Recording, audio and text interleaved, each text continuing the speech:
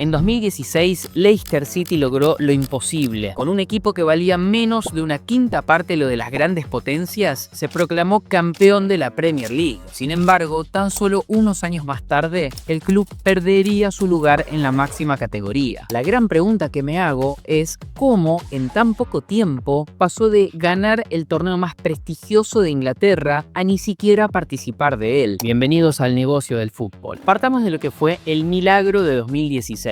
Las probabilidades de que Leicester se consagrara en aquella edición eran de 5.000 a 1, es decir, deberían jugar 5.000 veces el campeonato para que les tocara una vez a ellos. Previo al comienzo de la temporada, el club ni siquiera estaba en el radar. Ascendidos de la segunda división en 2014, en su primer año apenas lograron la permanencia gracias a una mejoría tardía, consiguiendo 7 victorias en los últimos 9 partidos. Esa remontada se sigue considerando como una de las más épicas en la historia de la Premier League, pero lo importante es que detrás de ella se había comenzado a formar una plantilla con hambre, ritmo y un talento increíblemente infravalorado. Para que se den una idea, Jamie Vardy, figura en aquella hazaña y posterior leyenda del club, fue fichado por nada más que 1 millón de libras. A Cristiano Ronaldo le tarda 2 días generar esa cantidad de dinero. Riyad Mahrez, un extremo delgado que venía de la segunda división francesa, llegó por tan solo 450.000. N'Golo Kanté fue otra de las revelaciones, siendo comprado al Caen en Francia por 9 millones de euros. La defensa, por su lado, también se armó de oportunidades en el mercado. Christian Fuchs arribó gratis, Roberto Hood era visto en el mejor de los casos como un suplente, y en la portería Kasper Schmeichel, quien arribó por menos de 2 millones. Así se terminó completando el 11 del conjunto de la ciudad de Leicester. Como verán, no era un equipo que a priori gritara campeón de la Premier League. Para que esa plantilla pudiera pelear por la liga más importante del mundo, hacía falta un mago. Y entonces apareció Claudio Ranieri, un entrenador conocido más por ser el despedido que celebrado. En un primer momento, la afición no estaba convencida. Todo indicaba que Leicester se preparaba para otra lucha por mantener la categoría. Quizás hasta ellos le pensaban un poco de esa forma. Sin embargo, se terminó diseñando uno de los sistemas más eficientes en la historia de la Premier League. Verán, el club no superó a sus oponentes en pases. Tampoco tuvo el balón durante los partidos. De hecho, promedió apenas un 42,4% de posesiones esa temporada, siendo el tercero más bajo de la liga. El punto era que no lo necesitaban. Usando un compacto 4-4-2, aguantaban la presión y contraatacaban de manera fulminante. Mientras que Mahrez y Albrighton iban por los costados, Kanté y Drinkwater buscaban a Vardy, que corría al espacio. Este último marcó en 11 partidos consecutivos, rompiendo el récord de Ruud van Nistelrooy. Eran rápidos e implacables. Semana tras semana, lo que comenzó siendo una buena sensación se transformó en una verdadera batalla por el título. Para Navidad ya lideraban la tabla y en mayo levantaron el trofeo con 10 puntos de diferencia por sobre el segundo. Leicester se había consagrado campeón de la Premier League. Para que tengan dimensión del logro, cortó una racha de 20 temporadas consecutivas ganadas por alguno de los equipos del Big Six. Una verdadera locura. Sin embargo, como lo vimos en este otro video, los títulos traen varias cosas más además de la gloria. Entre ellas, el aumento en el valor de sus jugadores. Esencialmente, el club no pudo resistir las increíbles ofertas que comenzaron a llegar. Kanté se fue al Chelsea por 36 millones de euros, Drinkwater al mismo equipo por 38 millones, Mahrez, que costó menos de medio millón, luego sería vendido a Manchester City por 68 millones. E incluso aquellos jugadores que no fueron figuras vieron cómo su reputación se disparaba.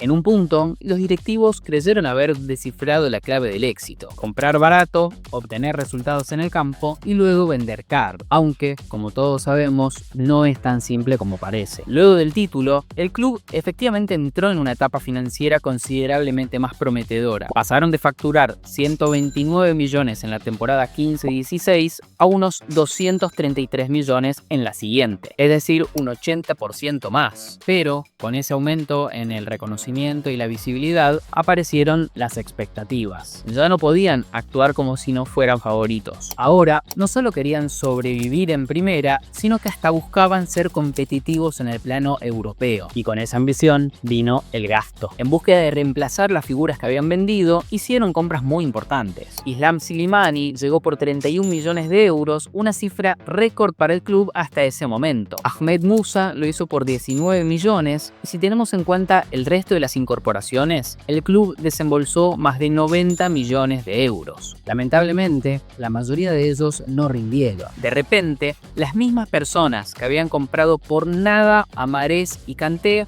ahora estaban gastando más dinero y obteniendo menos a cambio. El problema fue, en última instancia, que se comenzó a fichar pensando en reemplazar nombres y no en funciones del sistema que tanto éxito les había dado. Dentro de la institución, un nombre comenzó a surgir como el principal responsable de estas decisiones: el director deportivo Johan Rudkin. Si bien este tuvo mucho que ver en los buenos momentos, su participación en acuerdos fallidos, registros atrasados y malas ventanas de fichajes fueron acumulándose. En un momento particularmente simbólico, Leicester no pudo registrar al futbolista Adrien Silva por enviar la solicitud 14 segundos tarde. Sí, 14 segundos. Fue el comienzo de un lento desmoronamiento del modelo que tanto éxito les había dado. Las consecuencias estuvieron a la vista en los resultados deportivos. Luego de quedar primeros en la tabla de la Premier en 2016, finalizaron 12º y 9º en los 2 años siguientes.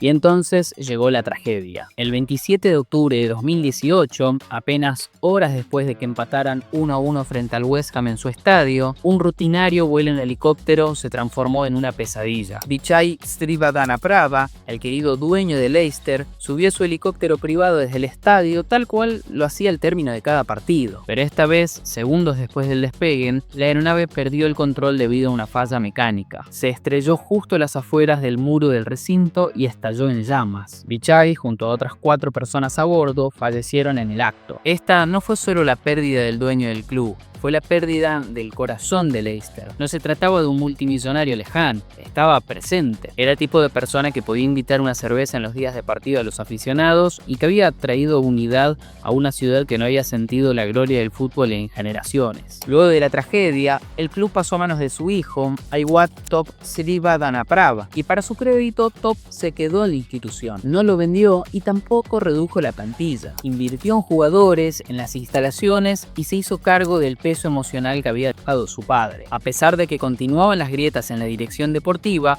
Leicester consiguió volver a ser competitivo. Ya con Brendan Rodgers de entrenador, terminaron 2 años consecutivos en la 5ª posición y ganaron la FA Cup en 2021. Eran un sólido equipo entre los 6 primeros. Por un momento pareció que el sistema se había estabilizado. Lamentablemente, lo que ellos necesitaban no era la 5ª posición en la tabla, sino la 4ª, por una simple razón: así obtendrían la clasificación a la Champions League en el año siguiente. En 2020 perdieron 3 de los últimos 4 partidos y en 2021 cayeron por 4-2 frente al Tottenham en la última fecha, quedando a tan solo 1 punto de esa tan ansiada 4ª posición. De haberlo conseguido, toda la trayectoria habría cambiado porque, bueno, jugar la Champions League representa una increíble cantidad de dinero. De hecho, el aumento en los ingresos que les mencioné después del título fue principalmente por jugar ese torneo.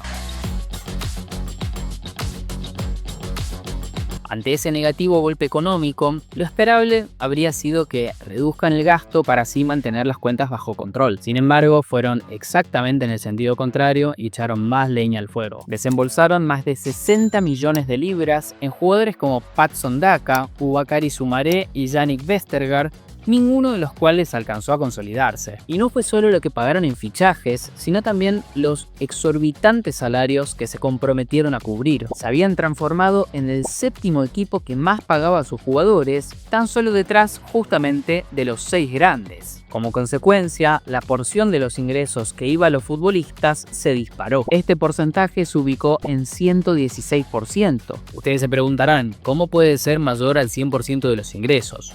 exactamente como lo escuchan. El conjunto estaba desembolsando más de lo que facturaba para pagarles. De hecho, ninguno otro de la Premier League tenía un ratio tan negativo. Y entonces llegó el descenso. Aún con todo el gasto que hicieron, Leicester terminó en la posición número 18 con apenas 34 puntos. Susan Whelan, su directora ejecutiva, lo explicó en resumidas cuentas. La inversión del club en su plantilla titular, una estrategia reflejada en 8 temporadas anteriores de alto rendimiento en la máxima categoría, no se vio por primera vez acompañada de resultados en el campo de juego. En otras palabras, lo que quiso decir es: gastamos como lo veníamos haciendo en los últimos 8 años y esta es la primera vez que no nos funciona. Más allá de cuánta razón tiene, la realidad es que 7 temporadas después de sorprender al mundo entero, estaban de vuelta en la Championship. Y la cosa se pondría aún peor, porque como vimos en este otro video, no hay nada más catastrófico a nivel económico que perder la dimisión. Esto genera en primer lugar un éxodo masivo de jugadores. Yuri Tielemans se fue gratis, Kaglar Soyuncu se fue gratis, Ayoze Pérez también se fue gratis, millones de euros desperdiciados, no porque no fueran lo suficientemente buenos, sino porque el club no renovó su contrato ni logró venderlos a tiempo. Quizás el efecto más doloroso fue el cambio de espíritu. El equipo de 2015 tenía hambre, estaban unificados y jugaban por algo que era más grande que ellos mismos. Ahora, el vínculo entre el club y la comunidad, tan fuerte bajo el mando de Vichai, se había debilitado. Tras el descenso, los directivos entendieron la necesidad de un cambio y actuaron con rapidez. Brendan Rodgers se marchó del banco de suplentes y su reemplazo parecía una contratación inteligente: Enzo Maresca, discípulo de Pep Guardiola.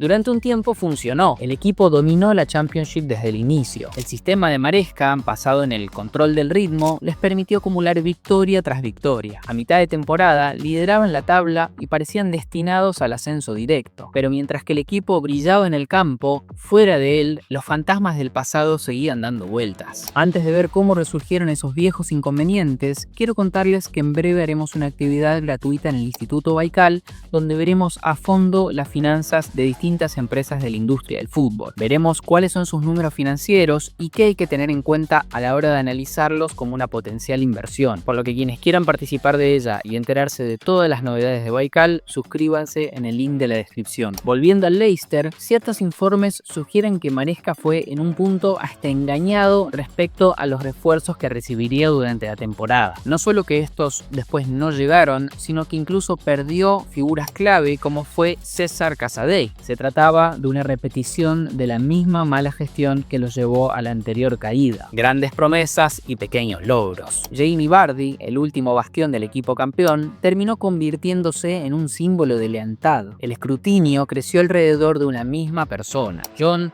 Rudkin. En las gradas comenzaron a verse carteles como este, indicando un claro deseo por parte de la afición de que dejara su puesto. Al final de la temporada 2024, Leicester consiguió la vuelta a primera, pero puertas adentro el ambiente no era bueno. Maresca, a pesar de haberlos llevado de vuelta a la Premier League, se fue al Chelsea pocas semanas después. Su primer sucesor, Steve Cooper, no funcionó. En su lugar apareció Ruud van Nistelrooy, que, a pesar de tener una idea similar a la de Maresca, tampoco consiguió que el equipo arrancara. Todo acompañado, obviamente, de una situación financiera increíblemente precaria. Intentaron hacer algunas contrataciones estratégicas, como fue la de Fatagu proveniente del Sporting de Portugal, pero claramente no fue suficiente. El equipo se encontraba otra vez en la necesidad de un milagro. Lamentablemente, estos llevan ese nombre por una razón, y es que no suceden todo el tiempo. El rendimiento del equipo fue bajando cada vez más, la frustración de la afición se hizo patente y la esperanza se fue desvaneciendo con el pasar de los partidos. Finalmente, el domingo 20 de abril de 2025 se confirmó su vuelta a la Championship. Perdió la categoría por segunda vez en 3 años. La institución que desafió todas las reglas del fútbol parece haberse olvidado de aquellas que lo llevaron al éxito. Si Leicester quiere volver a la élite del fútbol, no necesita otro milagro. No hace falta volver a ganar la Premier League. Solo debe dejar de actuar como si lo fuera a conseguir cada año. No olviden suscribirse y cualquier comentario que quieran hacer los vamos a leer. Nos vemos la próxima.